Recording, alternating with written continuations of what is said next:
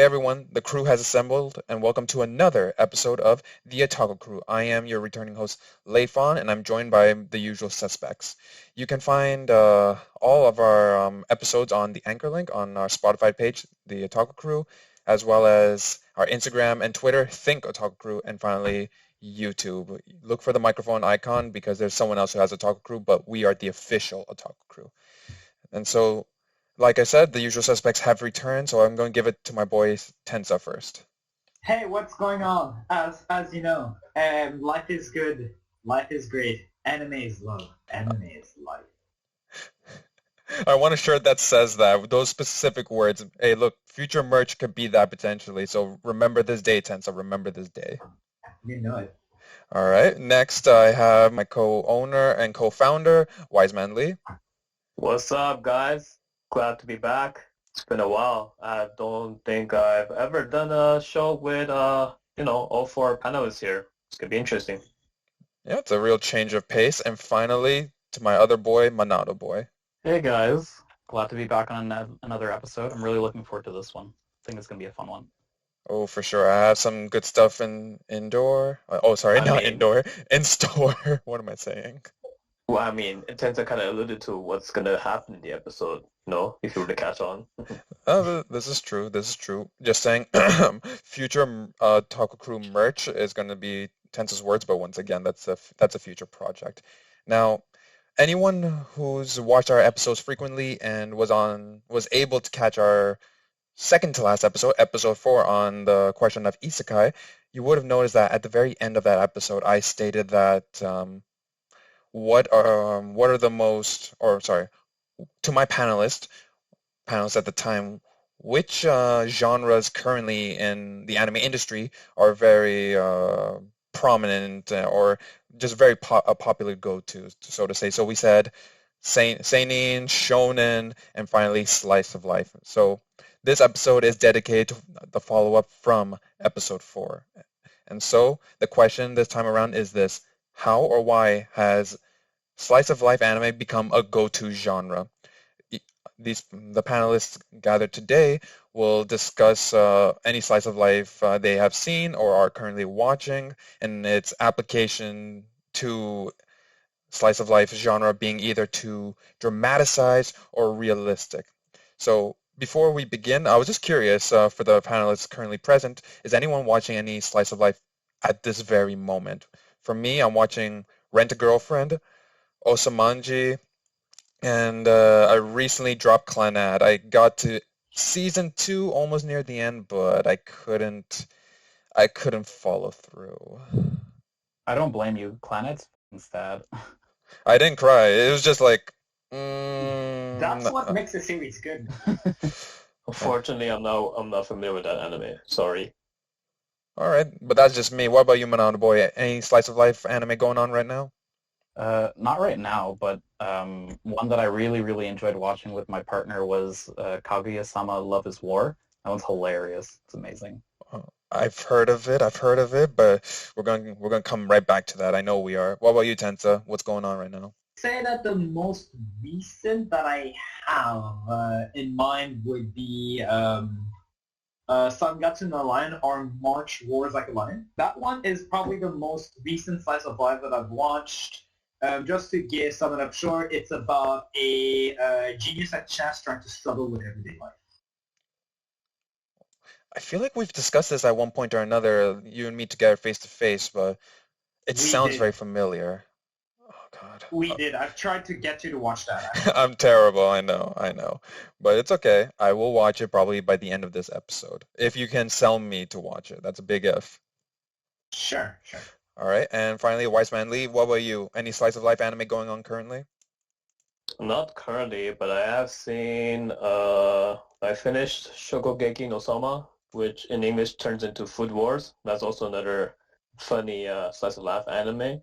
And most recently, I did also watch Way of the Household Husband, I think, on Netflix. Oh, dude, I just saw that one Wait, recently too. Yeah, that's that an one's great. anime now? Yep. Yes, sir. It's on Netflix. So believe it! I know about it as a manga, but I did not know it got released in anime too. Oh my god. It's Well, honestly amazing.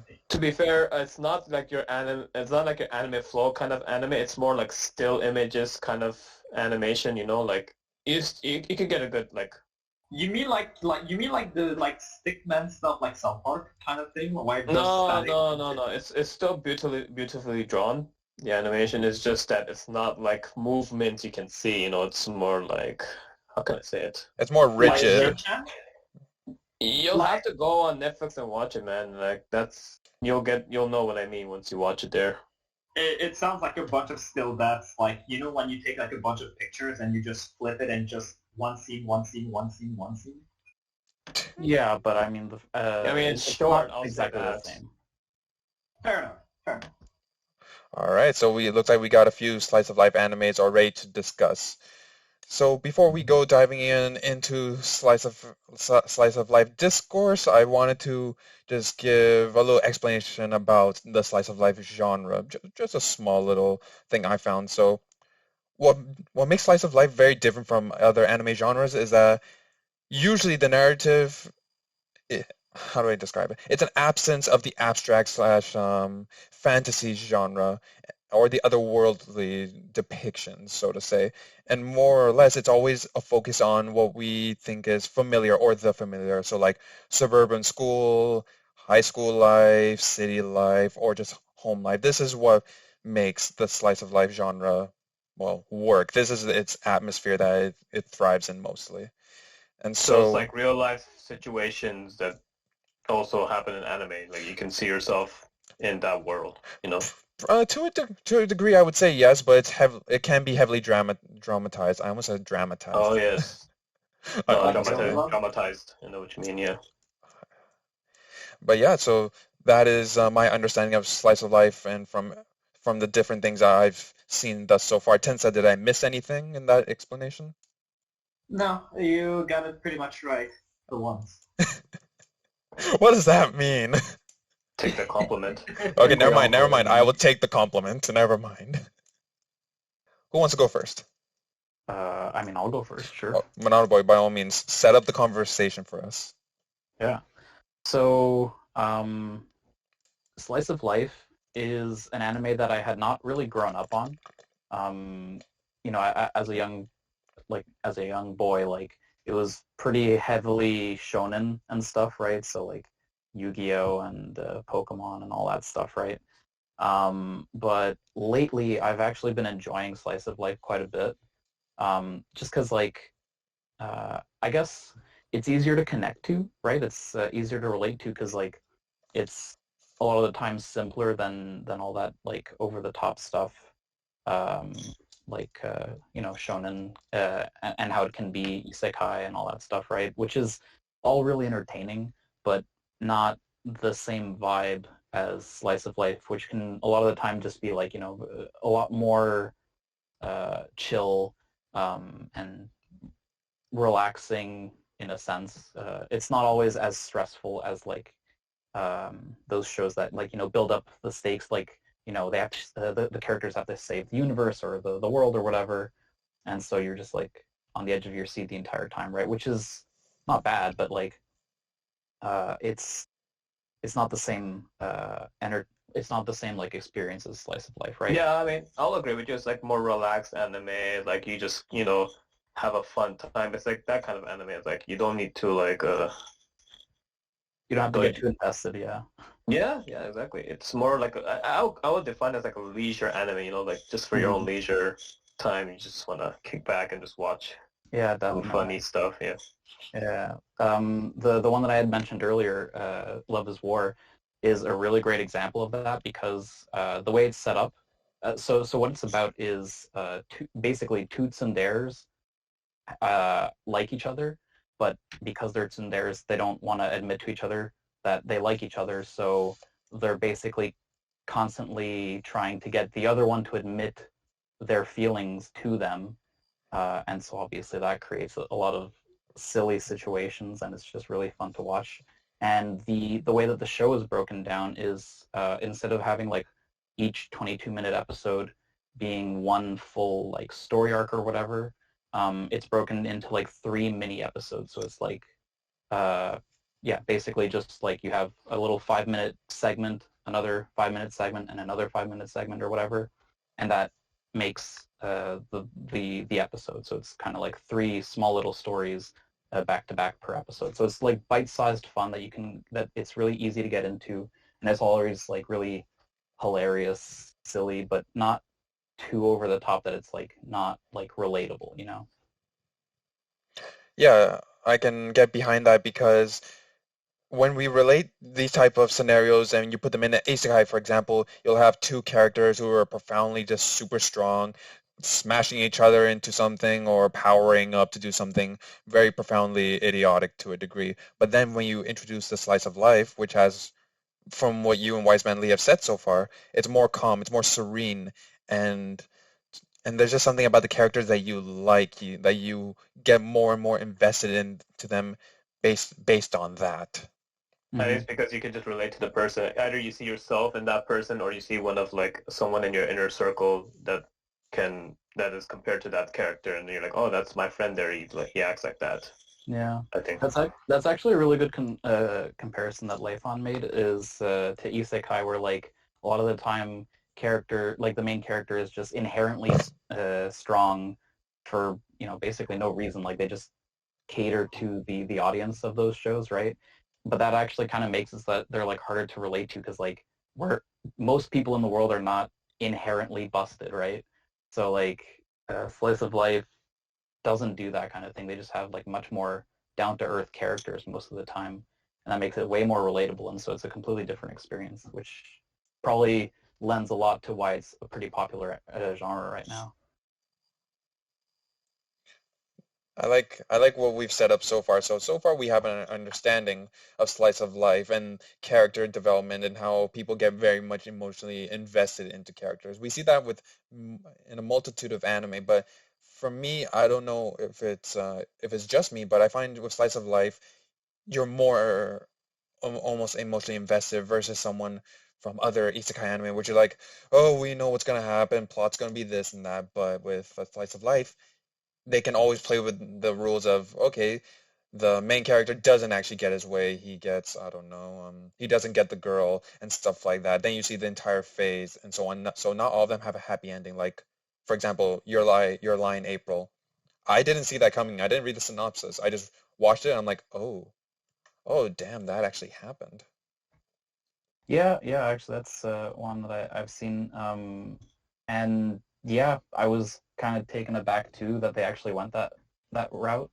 But that's good storytelling, right? Where like they keep you on your toes, and like if you can't guess what's gonna happen, then I don't know. I think that's pretty good writing to keep you engaged the entire time. Whereas like people that can guess from a mile away where the story's gonna go end up getting like kind of bored by the story, right? Because like, oh yeah, I saw that coming, right?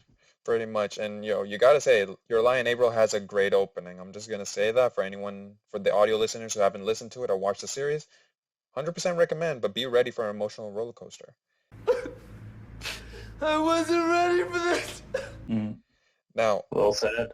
Wise Man Lee, you said you were going to go for Shokugeki. All right, tell me your input about it. What is slice of life in Shokugeki to a degree, or is it dramatized? Is it realistic? What are we dealing with? Okay, so yeah, let me set it up. So, Shokugeki no Soma pretty much is about a young boy who has a family diner that he works at with his dad. And I think what happens is like his dad says to him that he's closing up the restaurant shop, and like they have like a little friendly competition where they try to outdo each other by making the best dish. So yeah, I should mention it's a cooking show, but like Food Wars is the English translation.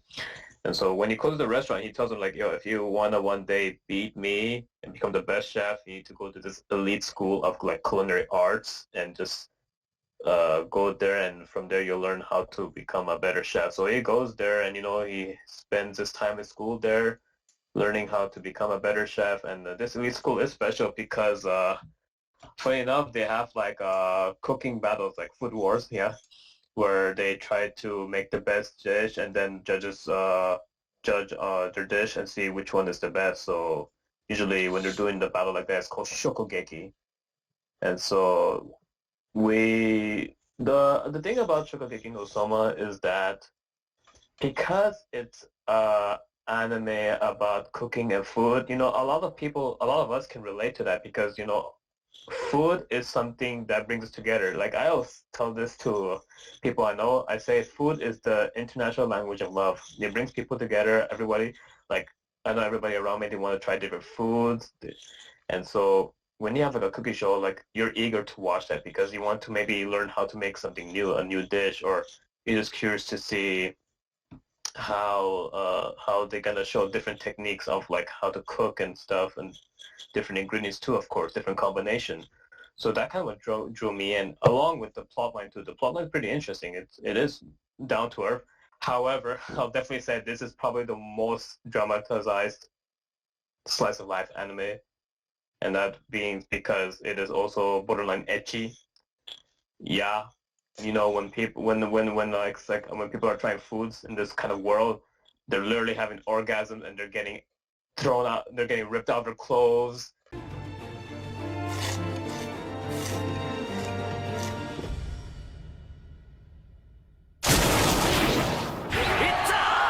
And they just combust open and yeah, like I think in the beginning it was like really like borderline, it's like itchy hentai-ish.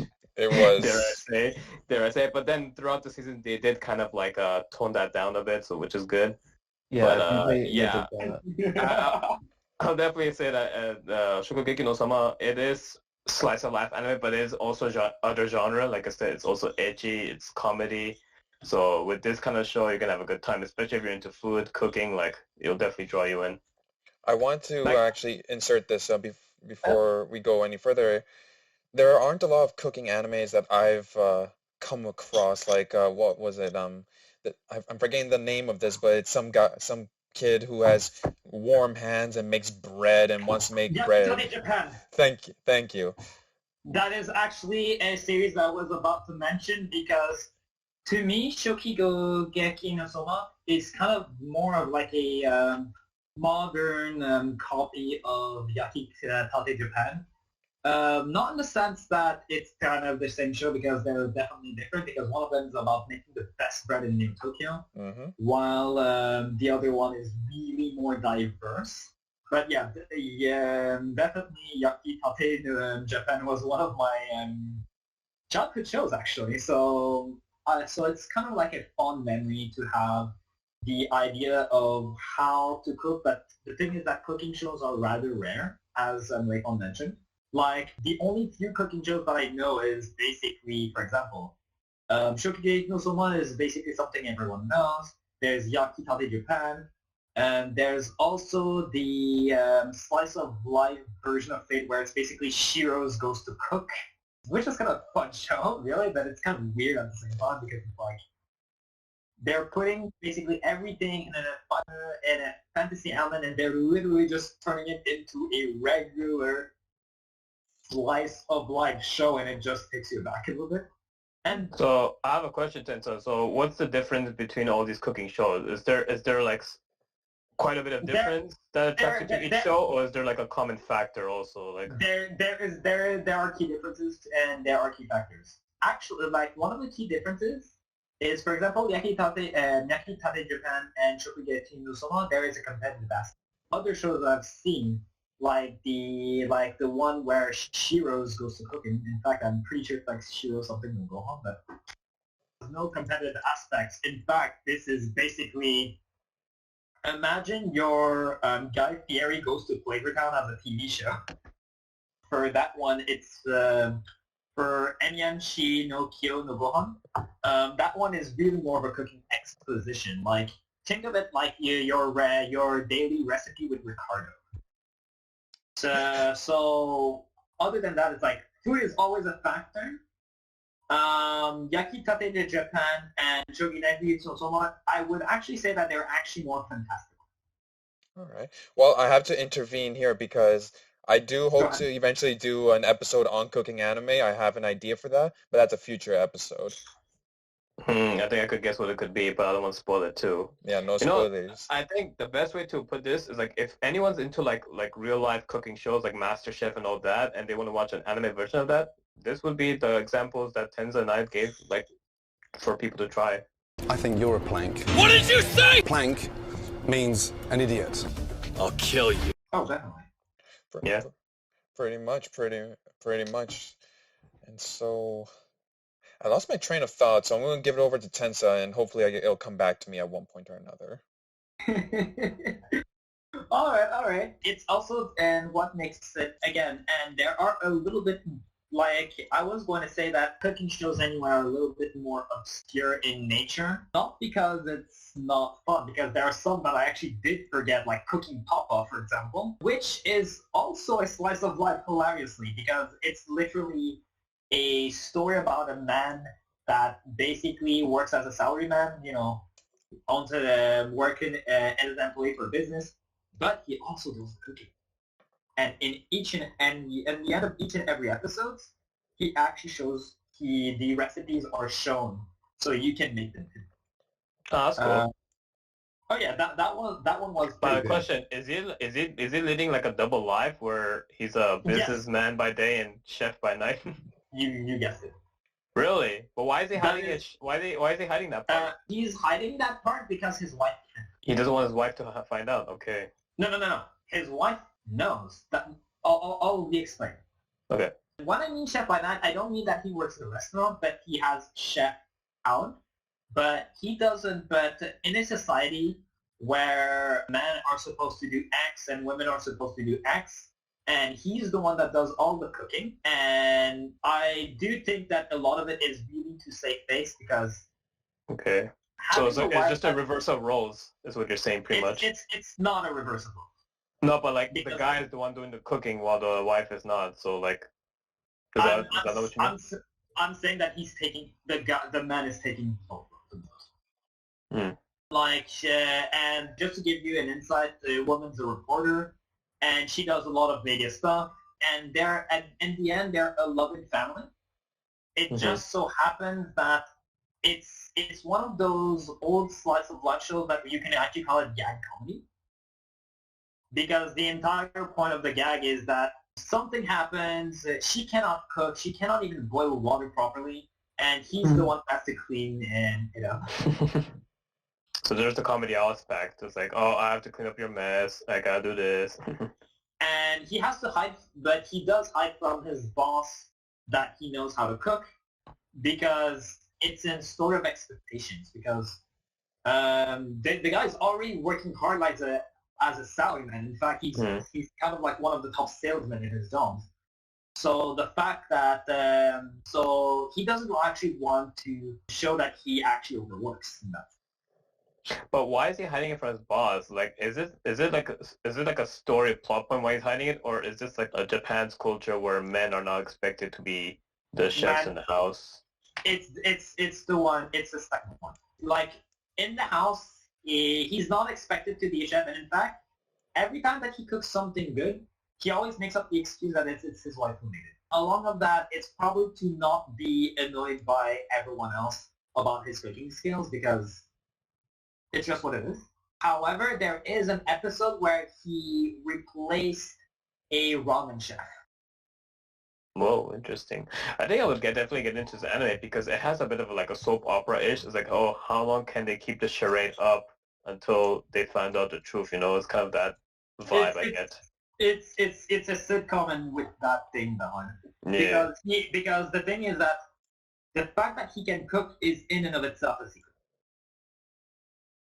What I like about this conversation actually just made me think about a specific point about slice of life, is that unlike any other anime genre, really, it offers like a really good window into what life in Japan is like, and what like Japanese culture is like, and day-to-day life is like there. That is true. The mundane that would happen, like, the daily routine in Japan, you would definitely get an insight on that, yeah. Yeah, exactly. And like, you get a bit of that in other genres and other shows, but like it's the main focus of slice of life for the most part, right? Because it's like about everyday people doing maybe some wacky things, but not with like outside the realm of everyday life, you know?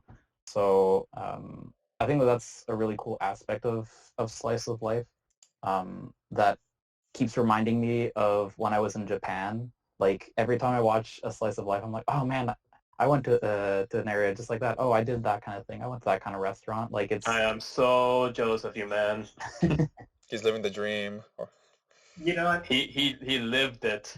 yeah, definitely want to go back to like that's the thing. Like now that I've gone and then I watch anime and slice of life, unlike any other genre, makes me feel like oh god, I gotta go back there because it's just like it puts everything out on display just like how it is over there for the most part.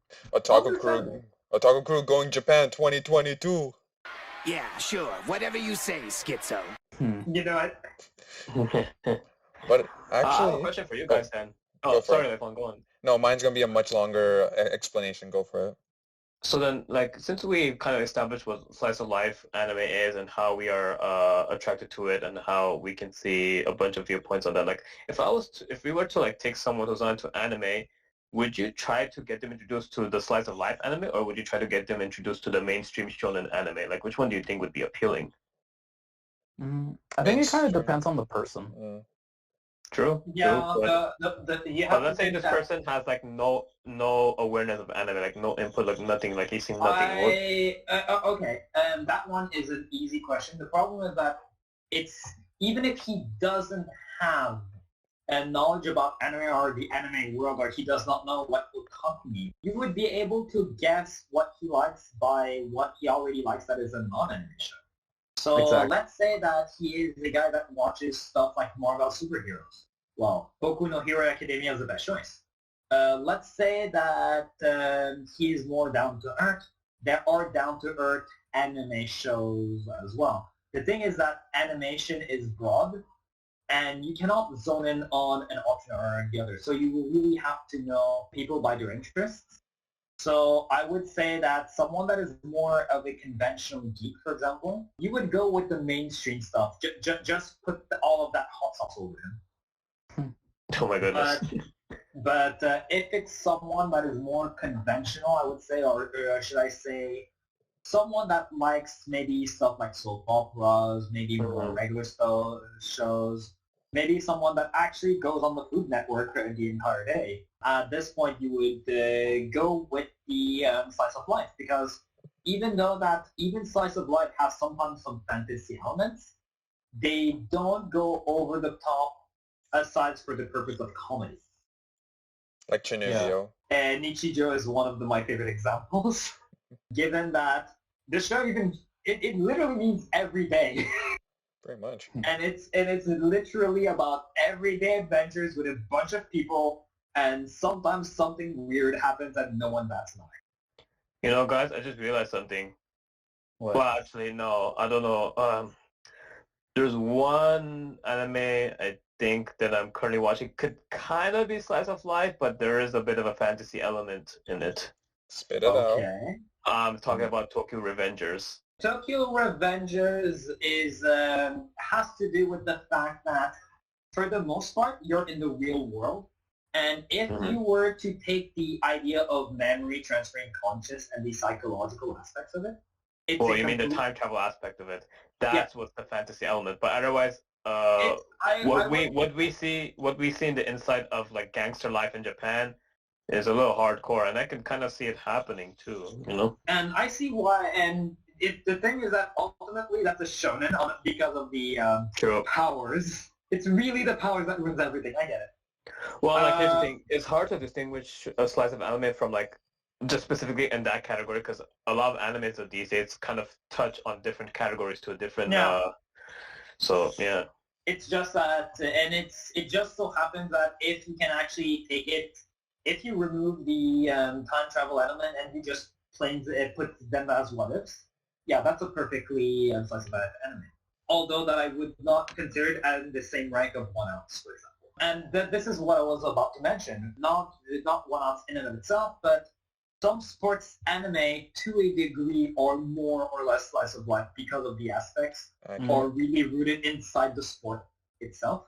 and not about the crazy stuff that people do. Well, that makes sense because in real life we also play sports and we like to be competitive and watch sport games. So yeah, I would definitely consider them slice of life anime. But then depends, like you said, to a certain degree. So what would be certain examples that would not make it slice of life? If we go with Kuroko no Basket with the Emperor's Eye, even though that mostly it could be a slice of life, but the introductions of this guy is special because he has quote-unquote the Sharingan.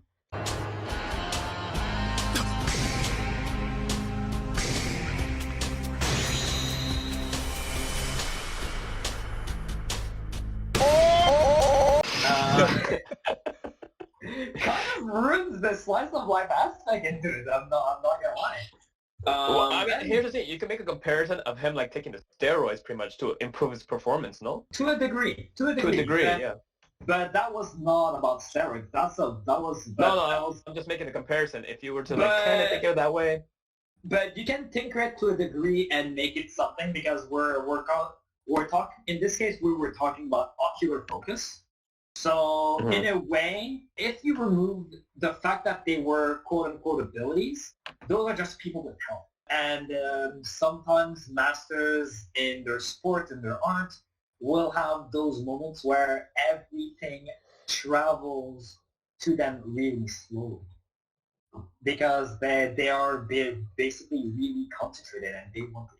All right, So yeah, I keep saying things at the worst time, I swear. it's fine. Go ahead, man.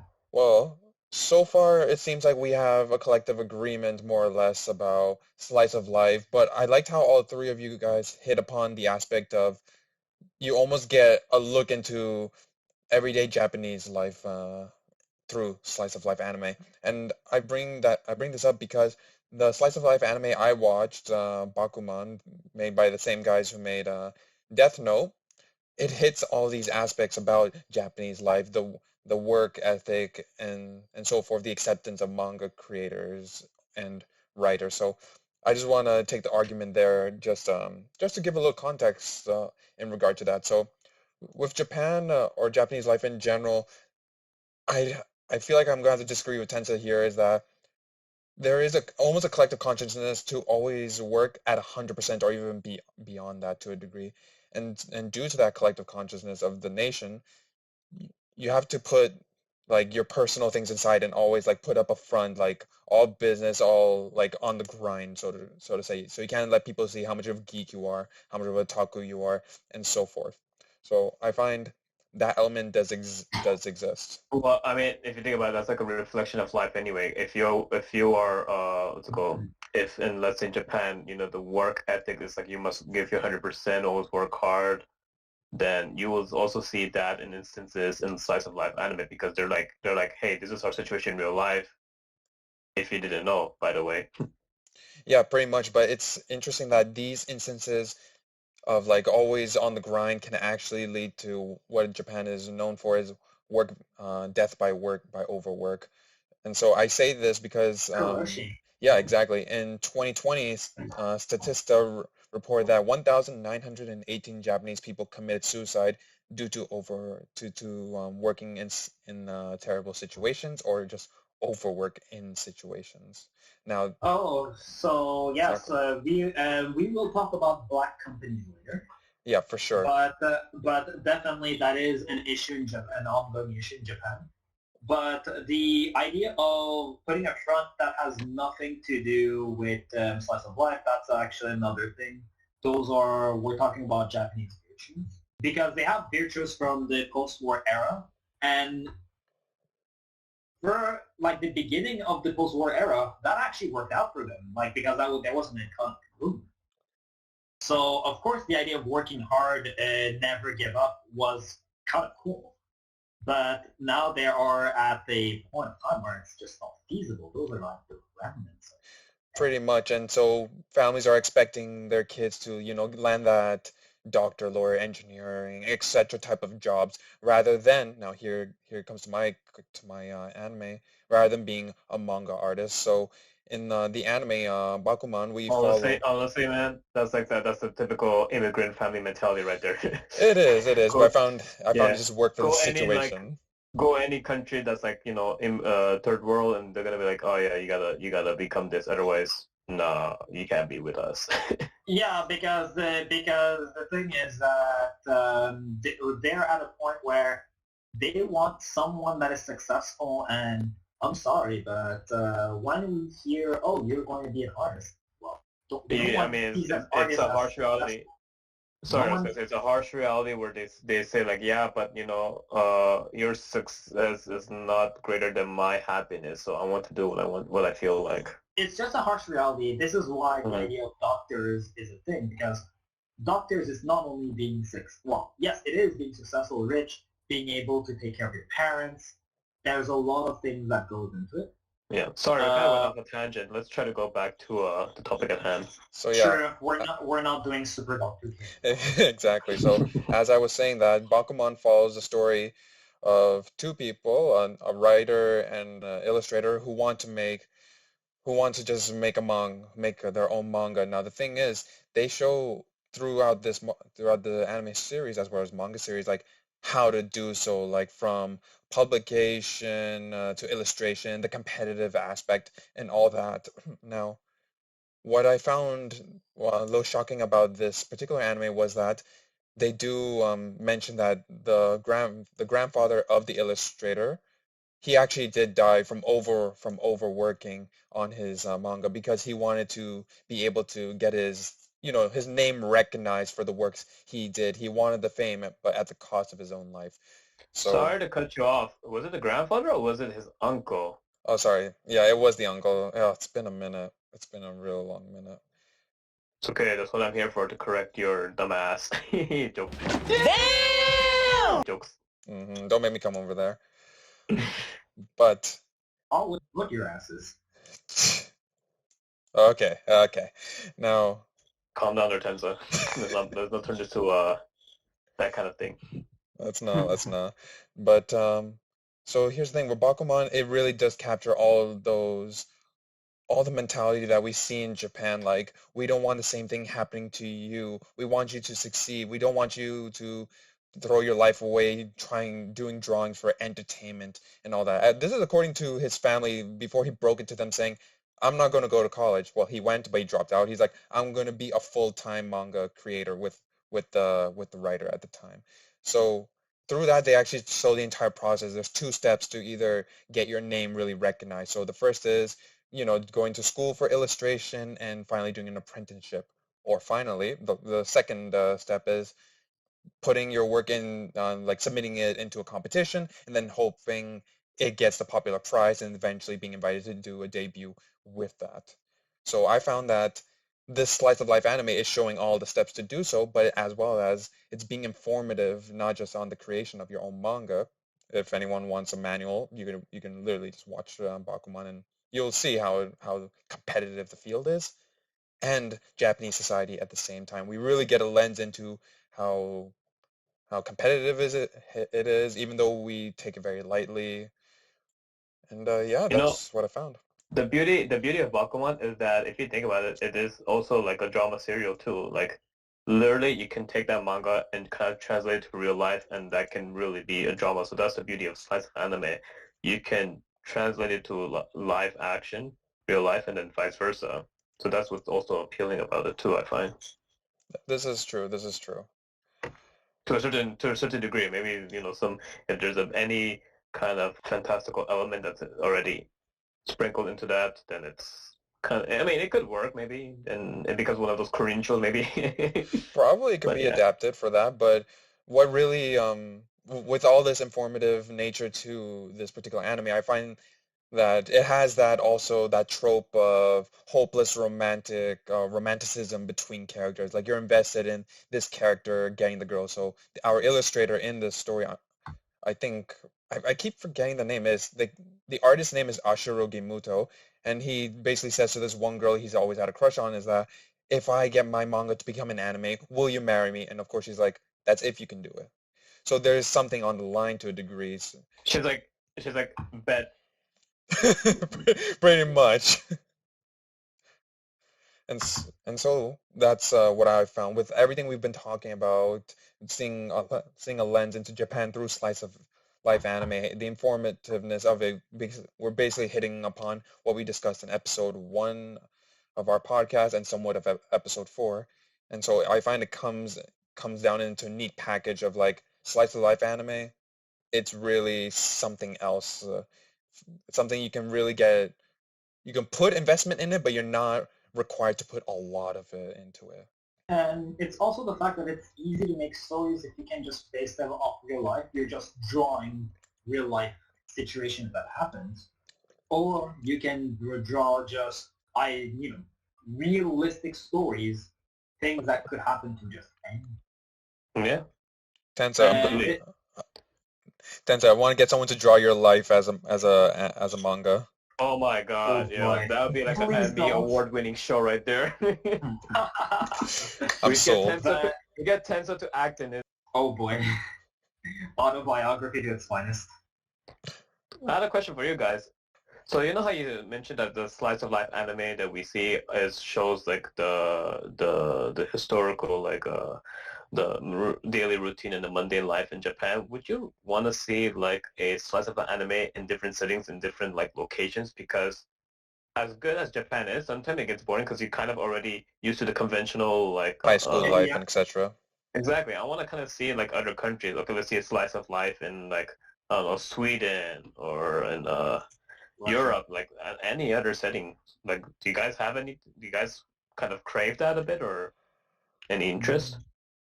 I wouldn't say crave. I think that's a little too far. Well, like I mean by interest. Like, is there any But interest there? I would definitely be interested to see a slice of life elsewhere than Japan. Like I would be interested. I would be interested to see like how Indian life is, for example. Oh, To a I mean, degree. you could just watch Slumdog Millionaire and you'll be good there. Don't mention that, man.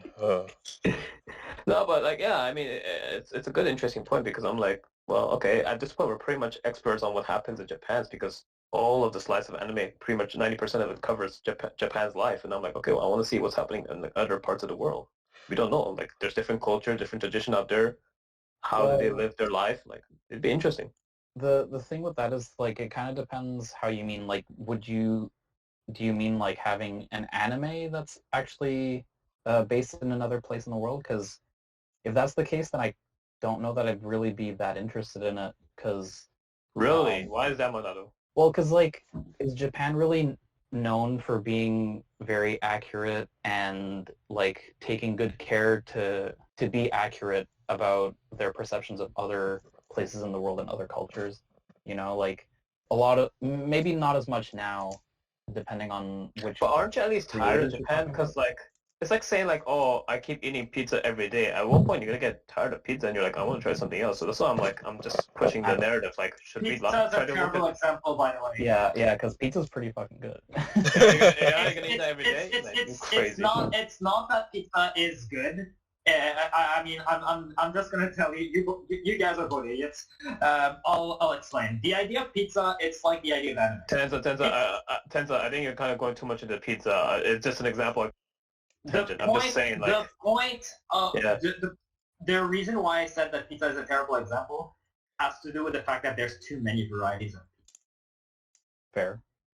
But the idea main of- ingredient, wait, the foundation is still there. It's still like cheese bread and tomato sauce. Like, it's not even anyway. tomato sauce. anyway, let's say it's like the same. But same I kind see of, where I see what you're getting at. yeah.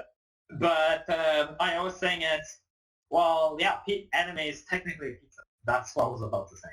But yeah, no, like to go back to my point, like in general, I find that Japanese creators don't take very good care to be like to have realistic depictions of other cultures, and it's kind of usually stereotypical.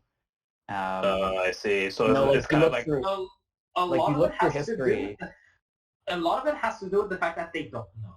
Yeah, but that's I what I'm was saying. gonna Like say it's a bit of ignorance on their side. They don't do the research, maybe.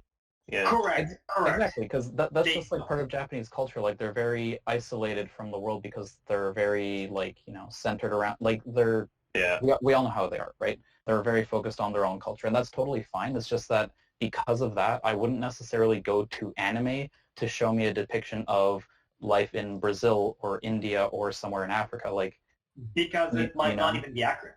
Exactly. Like if anything, it risks being like offensive, and then I'm gonna watch that and parrot something from it, and then someone else will say like, that's a horrible stereotype, and I wouldn't So even let me know ask better you this because then. Let's say there was an anime artist in India. Would you want to make a slice of life anime depicting India, let's say? I'd watch that, sure. Okay, so it works if the creator who's creating it is from the same like location regional area, Or if they but at if least it's know what they're but talking about, It's yeah. yeah, as someone long who's as you actually well have cultured, yeah. knowledge of the culture and you live and breathe in it, there's no problem. Yeah. And that's what he was saying. It's Mhm. not the problem was not about the idea of making a manga, manhwa, or anything of the sort from another print that is bad. It's the idea that a lot of people just don't do their homework and they just have a set ideology. Right?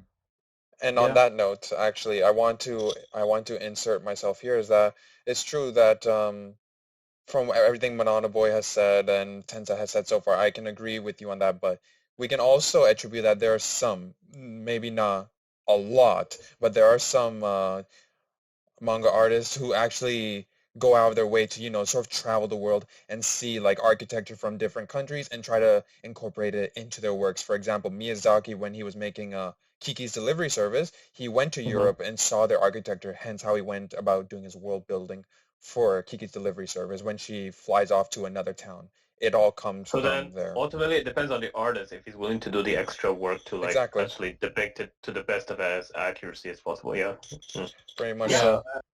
Like I'm yeah. not saying that I would write it off right away if somebody did that kind of thing where like they did an anime based in some other part of the world. I'm just saying like I'd be kind of skeptical of as to like the quality, right? For Just sure. because of Japan's reputation with like knowledge of outside cultures and stuff. This is why sometimes I don't take the Japanese Iron Man very seriously. You what? I, I didn't I hear didn't. that. Yeah, we didn't catch that either. The Japanese version of Iron Man because Oh, okay. I don't take it half as seriously, like because it's just it's What's it imagine called? Iron Man. Sorry, what's it called? Tenzo, what's it called? I will tell you after the show, but it's basically Iron Man in like what if he was Japanese essentially. No, I mean no. Just tell it for our viewers. What's his name? Just throw it out there. I don't remember it by heart. Okay. Chill. Never mind. That's fine. Well, on that note, looks like we come I'm a pretty good sure it's way. just Iron Man actually. Okay, you think it's Iron Man? All right. But once I again, just like and it has to do with it's just called Iron Man. all right. But the thing is, when you have like an American character with Japanese values, you'll see. Okay, all right. That could be for a later episode because if I recall, they did make Batman go to Japan at one point. I didn't Yeah, watch the Batman series. Ninja. Thank you. Pretty awesome though. I But mean, Oh, but I will and save that it. was actually that was well made, surprisingly. Okay, Yeah, but same. I'm interjecting. We will save that for a future Another episode because episode. we're at the end. So as we've reached the Fair end, enough. I think we came a good ways in our discussion about slice of life anime. Is it dramatized or is it realistic? Looks like we have a bit of both, more or less. So I want to thank all of our audio listeners for going out of their way to listen to our episode. You can find us on Spotify, the Anchor link, YouTube, look for the Otaku Crew and our iconic microphone logo, and as well as find us on Instagram and Twitter, Think Otaku Crew, and that's about it. So we'll catch you on the next episode.